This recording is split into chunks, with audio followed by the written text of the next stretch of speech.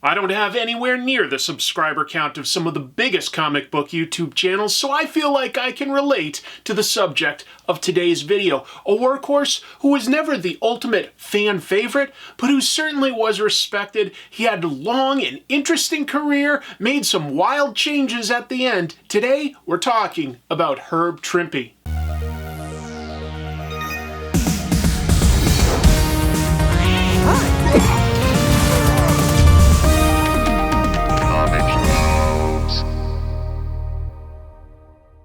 Hello, welcome to Comic Tropes. I'm your host, Chris.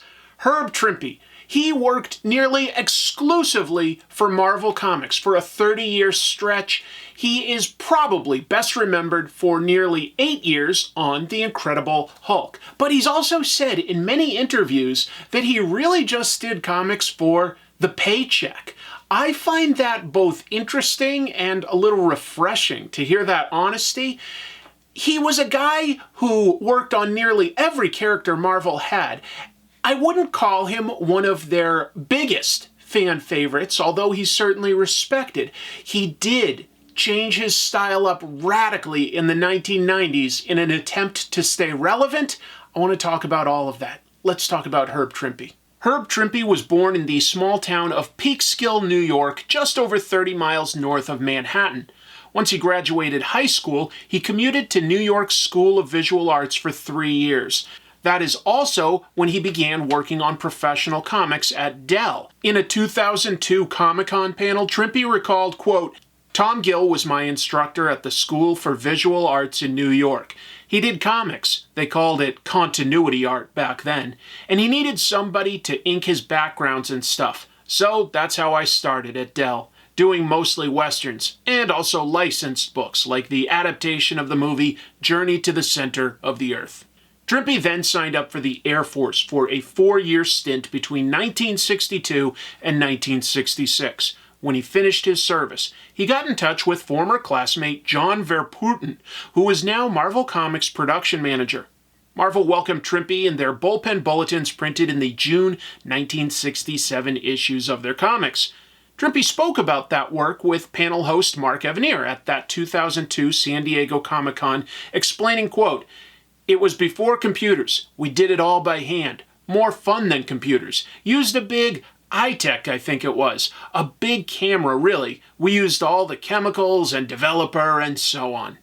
Trimpe had specifically studied cartooning and wanted to use his skills to draw comics, although he said he mostly preferred comic strips. It was just a coincidence that his friend worked at Marvel, and he got a job there because he explained in a 2009 interview with Sequential Tart his story at the time, saying, quote, "I could just as easily have worked for DC. Although, I have to say, when I was a kid, I really loved the Disney stuff, Donald Duck and characters like that. Funny animal stuff, that was kind of my favorite, and I like to draw that kind of thing. And I also liked a character like Plastic Man. By the time I got to Marvel, superheroes had kind of moved into place, and I kind of fell into it in that respect. But to answer your initial question, my choice of Marvel was really a matter of getting work, primarily." And on a related note, he said at that 2002 Comic-Con panel, quote, "I wanted to work in comic strips, syndication. My heroes were Chester Gould with Dick Tracy, Milt Caniff with Terry and the Pirates, the Adventure Guys." Nevertheless, while Trimpe held his staff production job, he did freelance inking on a variety of Marvel's titles and got hired to do a penciling job on a new character called the Phantom Eagle, a World War I flying ace who appeared in Marvel Superheroes issue 16. You can see that Trimpe absolutely had passion for adventure stories, and he had a real knack for drawing dynamic vehicles. Trimpe was interviewed by the defunct fan site The Greenskins Grab Bag, and he explained how this job came up, saying, quote, "Everybody knew I liked airplanes, so Gary Friedrich spun the idea off my fanatical interest. I was crazy about the idea of doing a World War I aviation story, but it was doomed from the beginning. Looking at it in retrospect, creating a World War I aviation combination superhero character was a nuts thing to do." That was Trimpe's first penciling work at Marvel, but he did pencil some Western stories that beat Phantom Eagle to the newsstands with Kid Colt Outlaw issues 134 and 135. But his biggest job was just around the corner. One thing you may note as we look at all of Herb Trimpe's career is that he has a passion for doing action scenes and vehicles, two things that would actually suit him very well for G.I. Joe. But we're not there yet. First, let's talk about his work on The Incredible Hulk. Herb Trimpe first worked on The Incredible Hulk, inking the existing artist Marie Severin, beginning with issue 94 of Tales to Astonish, which hit newsstands in May of 1967. Tales to Astonish was retitled Incredible Hulk with issue 102. In issue 106, Trimpe stepped up to doing the pencils over Marie's layouts, and then took over as the penciler completely in issue 107. Trimpe stayed on the title for nearly 7 years through issue 193 in November of 1975, with a small break where he didn't do issues 143 and 144. Trimpe focused on keeping the Hulk with human proportions, as in, his head wasn't tiny compared to the rest of his body. He focused on the idea of the duality of the character, the mild Dr. Bruce Banner and the angry, monstrous Hulk. But while Trimpe is modest about his art, everything about it makes it an easy read, which helps explain why Hulk gained in popularity at this time. Trimpe took the time to establish a scene, and he would use interesting angles.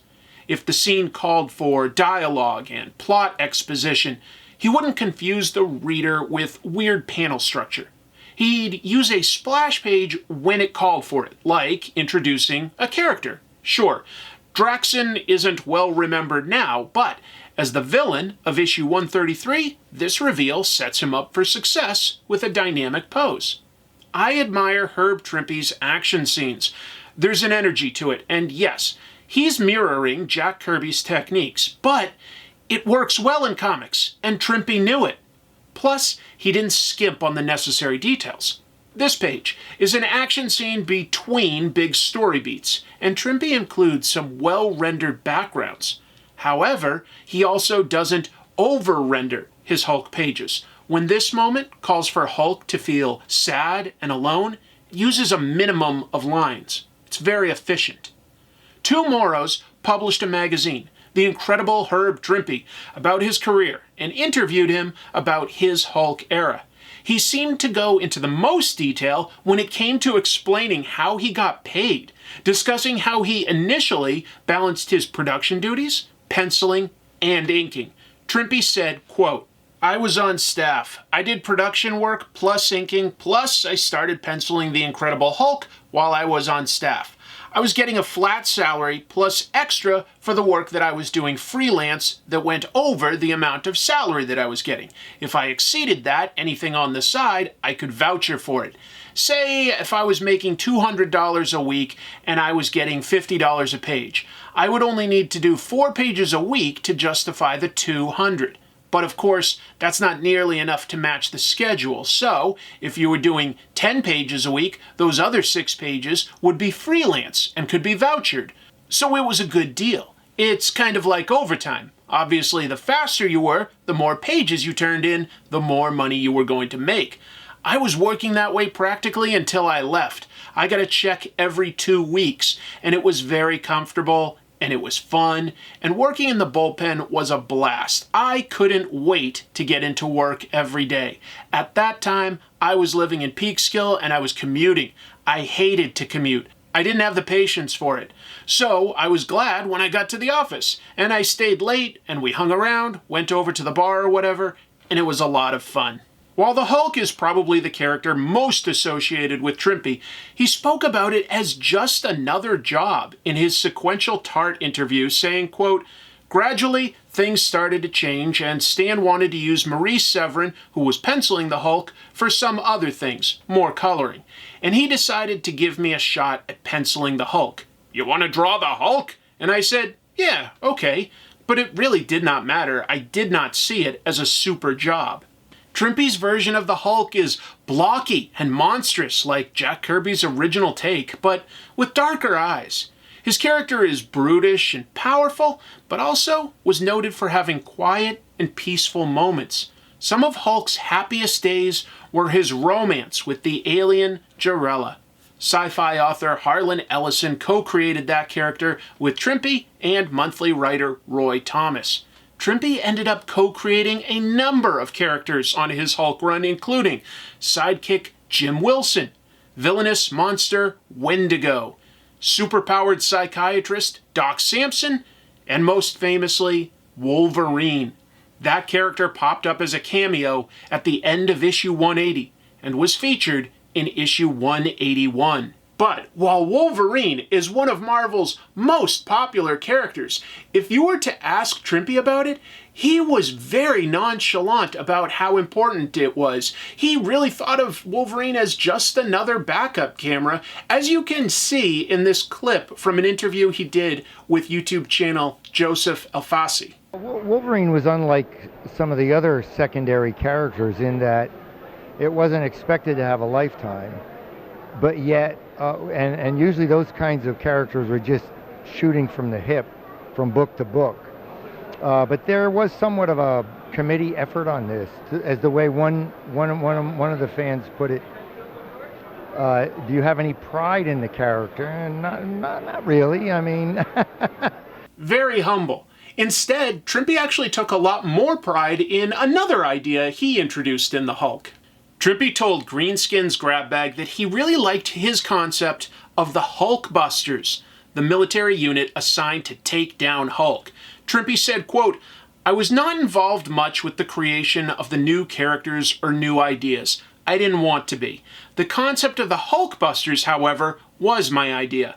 I did the schematic diagram of the base. I also designed the unit emblem, which was an H being shattered by a lightning bolt. You remember, Thunderbolt was antagonist General Ross's nickname.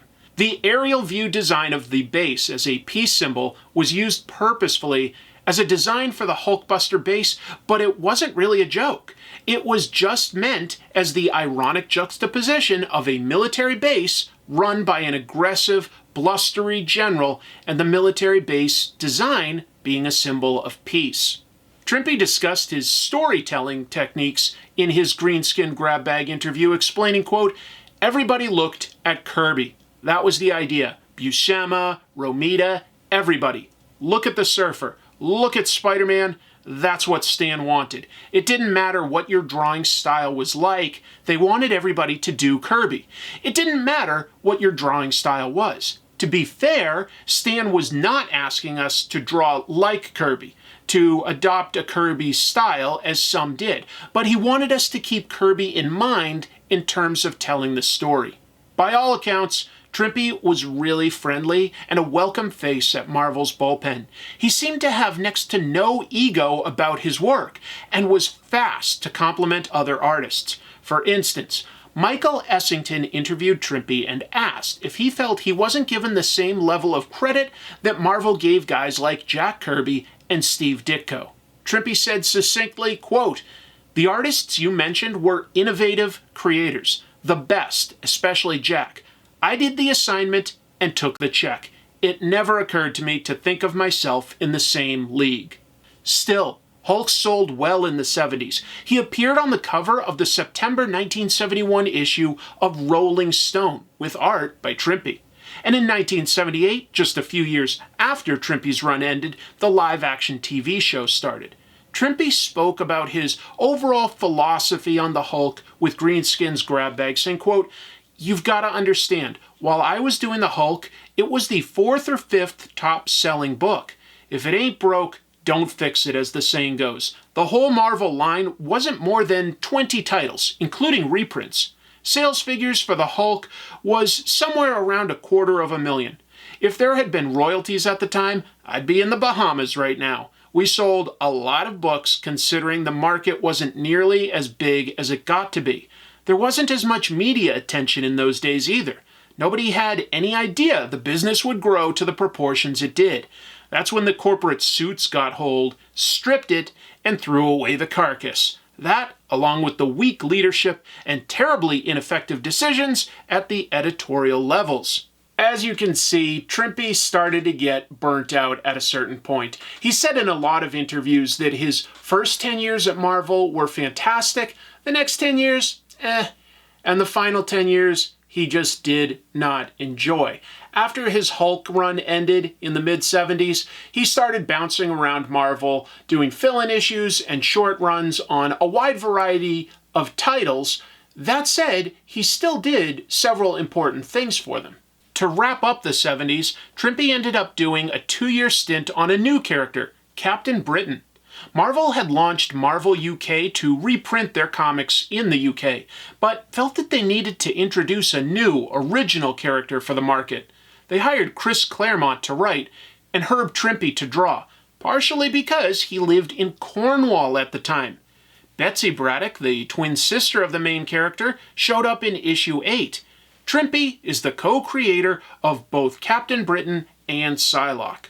Trimpe closed out the 70s with fill-in issues, a short run on The Defenders that had him draw the Hulk again, and all but 2 issues of Marvel's 2-year Godzilla run. That is a wild comic where Godzilla battles Marvel characters from S.H.I.E.L.D. to Devil Dinosaur to Fantastic Four. I've got a whole episode just about that run.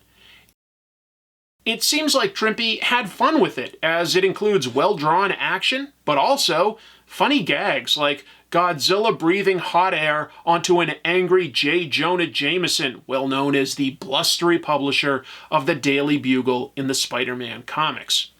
If Trimpe is well remembered for a character other than the Hulk, I'd argue it's G.I. Joe. Trimpe was the artist of issue 1 of G.I. Joe with writer Larry Hama. He also had a great arc in issues 3 through 4, 6 through 8, Anniversary issue 50, and a bunch more fill-in issues and issues of the spin-off title, G.I. Joe Special Missions. Trimpe is a really good fit for the book, as he liked drawing vehicles, adventure stories, and real people. G.I. Joe's cover for issue 1 by Trimpe and Bob McLeod is exciting, with a lot of depth and also detail for an image that features no less than 6 characters and a tank. I will argue that that is very good composition. The 1980s saw Trimpe bounce around working on just about every character, from Captain America to Thor, from Spider-Man to Iron Man. But as the 90s began, tastes of the fans started to change. Also, Trimpe started getting assigned to some of the less popular titles Marvel had, like RoboCop and NFL Super Pro. At this point, Trimpe decided to update his art style to be more contemporary, and to say that it was a change would be a radical understatement. The final title Herb Trimpe drew for Marvel before he left was Fantastic Four Unlimited, a quarterly book. As the 90s began, the most popular artists were the guys who went on to found Image Comics: Todd McFarlane, Jim Lee, Rob Liefeld, Erik Larsen. The comics industry was blowing up in the early 90s as people bought the books as potential investments. Marvel was releasing tons of titles, trying to keep the biggest market share. To fill all those books, especially once the Image guys left, Marvel scrambled to hire guys who could draw in that style. Mark Pacella's art in X-Force is almost like Rob Liefeld's, right? Do you think the readers will notice a difference? Marvel probably didn't think so. And that's how we ended up with Trimpe's art looking like this. Huge muscles, lots of hatching to indicate detail and texture, and a very different approach to drawing faces. It didn't sell well. Trimpe says that Marvel actually let him go by letter 6 months after he finished his last page for the book. But even though it wasn't well received at the time, I admire that a guy so far into his career was ready to take a huge chance and make drastic changes to his artwork. It was a gamble that didn't pay off, but it's still brave. There's no ego involved. And not all of the pages quite looked like knockoff Image Comics. Some of it is a bit more of a balance between that and what we recognize Trimpe for. And some of it, like this updated take on Ant-Man, are actually pretty fun pages and very exciting to look at. Trimpe was proud of it. In his 2009 interview with Comic Book Resources, Trimpe said, quote, "FF Unlimited was my last series at Marvel, and contrary to what a lot of fans think, I think it was the best work I'd done, and I had a whole lot of fun doing it. Very expressive. I think the newer influences in comic book art brought out a better me." And while Trimpe notes that he was influenced by the current generation of artists, there's no question many of them were influenced by him. Erik Larsen has stated in numerous interviews that he loved Trimpe's Hulk. Savage Dragon owes some of its dynamic poses to Trimpe's work, no question. And Larsen hired Trimpe to draw a backup story for 2014's issue 200 of his comic Savage Dragon. A nice bit of a full circle there. Trimpe had said that he took the Marvel work for the paycheck, and at a certain point the industry changed enough that he didn't enjoy it anymore. Marvel declared bankruptcy in 1996, but was struggling for the previous few years. Trimpe told Sequential Tart how bad it was for him, saying, quote, "The first 10 years of Marvel were absolutely terrific. The second 10 years were a little bit of a struggle as far as the corporate entity took over, and it became less of a mom-and-pop business, which was what it was like in the beginning, very user-friendly. But the corporate world became more and more uncomfortable, and when the final book I was working on, Fantastic Four Unlimited, got canceled, they did not have any more work for me. So they dropped my contract, or so-called contract, and I was pretty much left free to negotiate with editors for work. But at that time, I had already gone through 2 periods where if it had not been for Tom DeFalco, I would not have had any work. There was a point in the mid to late 80s and a time just before I began on FF Unlimited where I did not have any steady titles to do, so I kind of saw the handwriting on the wall. Trimpe was not happy about his last years at Marvel. He even wrote a scathing article about ageism in comics for the New York Times in January of 2000, beginning with, quote, "In 1996, after 29 years as an artist for Marvel Comics, I got fired. 56 years old, 2 children still in college, and no job." He then shares a diary of his time, at one point writing, quote, "I'm beginning to hate drawing comics. It became harder and harder to compete with the new creative stars. Experience doesn't seem to matter." The article also includes Trimpe saying, quote, "FF Unlimited was canceled this week. No warning. Went down to New York yesterday. All the editors either in meetings or out to lunch. Talked to Human Resources at Marvel today. The lady seemed embarrassed. Said maybe I should consider retiring. I told her I wasn't going to hold the gun to my own head. They'd have to shoot me themselves. With a family, I need the healthcare benefits and income." Trimpe got burnt out. And when the Oh Danny Boy blog asked him if he'd ever go back to Marvel, Trimpe said, quote, no, for no amount of money. Trimpe told the 2002 Comic-Con panel, quote, "I just got tired of it. It was time to do something different. So I went into teaching. I'll tell you this, teaching, you never get old. The kids take a lot of energy, but they give you energy too. You borrow youth from them." Despite his feelings, in the early 2000s, there seems to have been some reconciliation because Trimpe did return to his signature character for 2008's King-Size Hulk by Marvel. Sadly, Herb Trimpe passed away at age 75 in April of 2015 from a heart attack. Herb Trimpe is a guy who worked in comics as a job, not necessarily as a passion, but you know what? He had what it took to succeed. He obviously had the talent, and he could work fast. I mean, you do not stay on a title for 7 or so years with only like 2 issues off if you aren't good at hitting deadlines.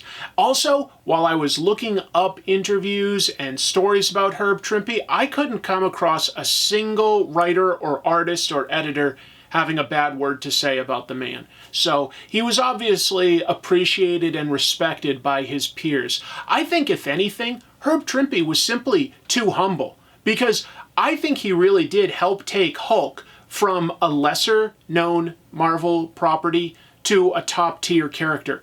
It's so easy to forget, but the original Hulk by Jack Kirby only lasted 6 issues, and then he was basically part of a flip book in Tales to Astonish. He was not hugely popular until Herb Trimpe started working on him.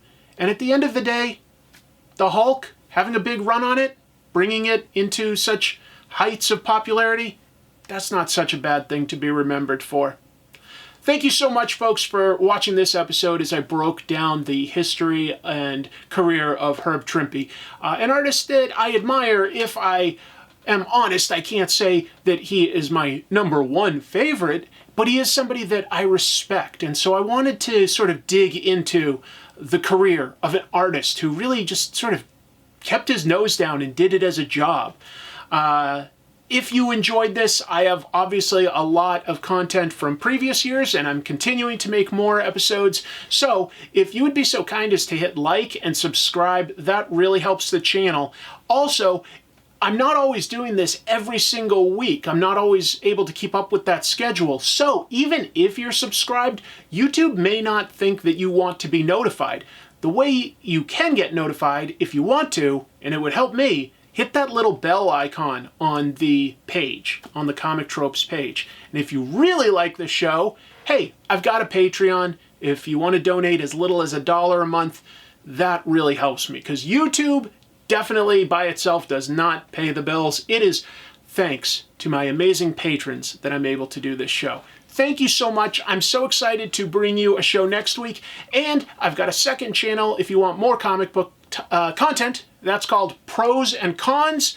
And I do a weekly live show recapping the comic books and comic book news that came out in the previous week, as well as some other comic book related content. So I hope you'll check that out. Thank you so much. Keep reading comics. Oh, hi! You caught me in the middle of wrapping up the edit on this show. So, first of all, my apologies. This episode took me a lot longer to make than I ever would have anticipated. I can't quite explain it. I just was putting in a lot of hours to get this one done. It's definitely made me strongly consider looking into an editor. It's something I've always sort of wanted to hold on to myself, but I'm actively looking into whether that might be something I can do. The trick is both affording it as well as the workflow there, because, you know, just providing the exact right images for a static series of images, which is what a comic is. It's much different than editing video, for instance. But we'll see. It's something I'm looking into. I wanted to say, you know, I'm doing the best I can. I do still have a day job most days. But if you want to try to make hiring an editor and for me to turn around episodes faster a reality, the most realistic thing you could do would probably be to subscribe to my Patreon. So just wanted to put it out there that I would appreciate any help there. But I do have a lot of fun ideas for shows. I don't plan on going anywhere. And if you want more of me, I do a weekly show about comic book news and talking about that week's comics. I do it on a second channel so that I'm not necessarily cluttering this channel up with live streams, but that's on the channel Pros and Cons. It doesn't really take much effort on my part. That's more of a fun thing I do to stay passionate about comics, but it is still me giving my opinion on comics, so you might want to check that out. Thank you so much for watching this video. I really appreciate it. Take care. I'll see you very soon. He penciled some Western stories that beat Phantom Aggle to the Aggle. That was Trimpe's first work that he got fired for? How about hired for? As a design for the Hulk bust. At this. The final book, Herb Trimpe drew. I lost my place.